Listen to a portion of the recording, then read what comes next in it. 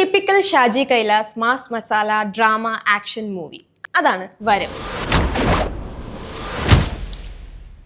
നമസ്കാരം, welcome to global good records.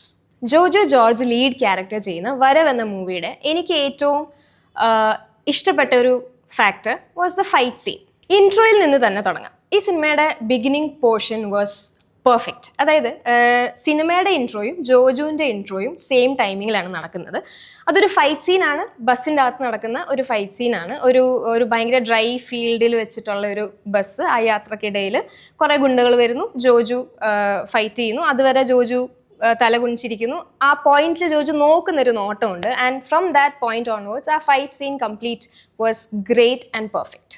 Talking about the story, the plot, ഒരു revenge ഡ്രാമയാണ്, ഒരു ടിപ്പിക്കൽ റിവെഞ്ച് ഡ്രാമയാണ്. വേർ പോൾസൺ എന്ന ജോജു ചെയ്യുന്ന പോൾസൺ എന്ന ക്യാരക്ടർ റിവെഞ്ചിന് വേണ്ടി ഒരു 10 ദിവസത്തെ പരോളിന് വരുന്നു, റിവെഞ്ച് എടുത്തിട്ട് തിരിച്ചു പോകുന്നു. This is all the story is about.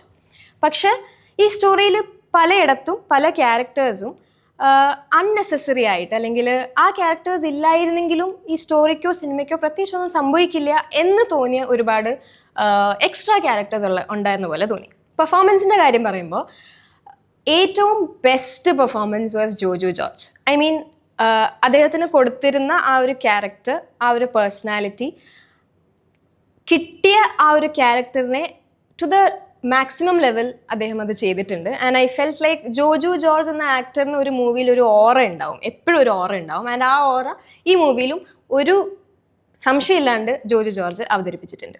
പക്ഷേ സീസൺഡ് ആക്ടേഴ്സായ ബാബുരാജ് അല്ലെങ്കിൽ മുരളി ഗോപി, അങ്ങനത്തെ ആക്ടേഴ്സൊക്കെ ഐ ഫെൽറ്റ് ലൈക്ക് അവർ ഇതിലും അടിപൊളിയായിട്ട് പെർഫോം ചെയ്തിട്ടുള്ള മൂവീസും ക്യാരക്ടേഴ്സും സീൻസും ഉണ്ട്. സോ അവരുടെ ഒരു മാക്സിമം എബിലിറ്റി, അവരുടെ ഒരു മാക്സിമം ടാലൻറ്റ് ഇതിലേക്ക് ഇറക്കാൻ പറ്റാത്ത പോലെ എനിക്ക് എവിടേക്കോ ഫീൽ ചെയ്തു. ബേസിക്കലി എനിക്ക് തോന്നുന്നത് ഈ ഒരു പെർഫോമൻസിൻ്റെ ഇഷ്യൂ വരുന്നത് പോലും സ്ക്രിപ്റ്റിൻ്റെ ഒരു സ്ട്രെങ്ത് ഇല്ലാത്ത കാരണമാണ് എന്ന് തോന്നി. ബിക്കോസ് ഈ സ്ക്രിപ്റ്റിൽ എഴുതിയേക്കുന്ന ക്യാരക്ടേഴ്സിനൊരു സ്ട്രെങ്ത് ഇല്ല, ക്യാരക്ടേഴ്സിനൊരു പേഴ്സണാലിറ്റി ഇല്ല. ലൈക്ക് ആ സ്റ്റോറി കൊണ്ടുപോകാൻ വേണ്ടിയിട്ട് മാത്രം കുറച്ച് ക്യാരക്ടേഴ്സും അവർക്ക് കുറച്ച് പേരും അവർക്ക് കുറച്ച് ലുക്കും കൊടുത്തിട്ടുണ്ട്.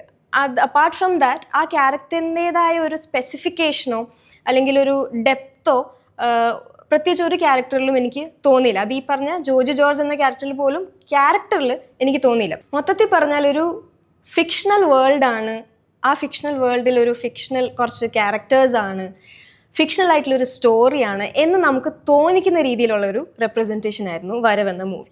വരവ് എന്ന മൂവിയുടെ writer AK Sajan, editor Shameer Muhammad, cinematographer S Saravanan, music director Sam CS.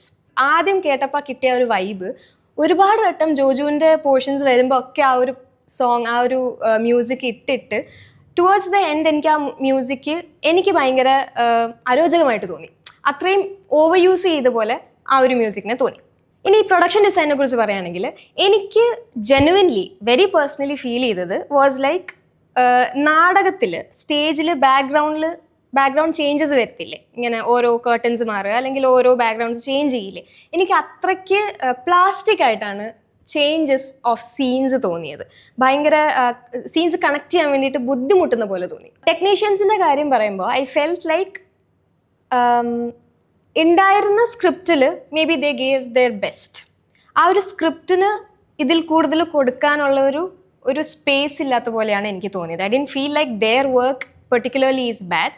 I felt like ആ സ്ക്രിപ്റ്റിന് ഇത്രത്തോളമൊക്കെ ചെയ്യാൻ പറ്റുള്ളൂ, അല്ലെങ്കിൽ ആ ഒരു അറ്റ്മോസ്ഫിയറിന് ഇത്രത്തോളമൊക്കെ ചെയ്യാൻ പറ്റുള്ളൂ, അതിൻ്റെ മാക്സിമം കൊടുത്ത പോലെയാണ് എനിക്ക് ടെക്നീഷ്യൻസിൻ്റെ കാര്യം പറയുമ്പോൾ പറയാൻ തോന്നിയത്. നേരത്തെ പറഞ്ഞ പോലെ തന്നെ ഒരു പ്രോപ്പർ ഷാജി കൈലാസ് മൂവി തന്നെയാണ് വരവ്.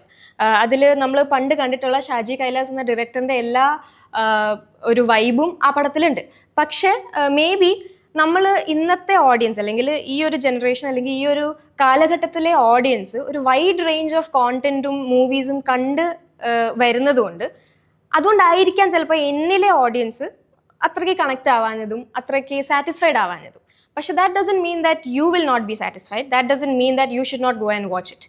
So I suggest go and watch it in the theatres. And ഇഷ്ടപ്പെട്ടോ ഇല്ലയോ എങ്ങനെയാണ് എല്ലാ കാര്യങ്ങളും നമ്മുടെ താഴെ കമൻറ്റ് സെക്ഷനിൽ ഒന്ന് രേഖപ്പെടുത്തിയാൽ. Okay, by.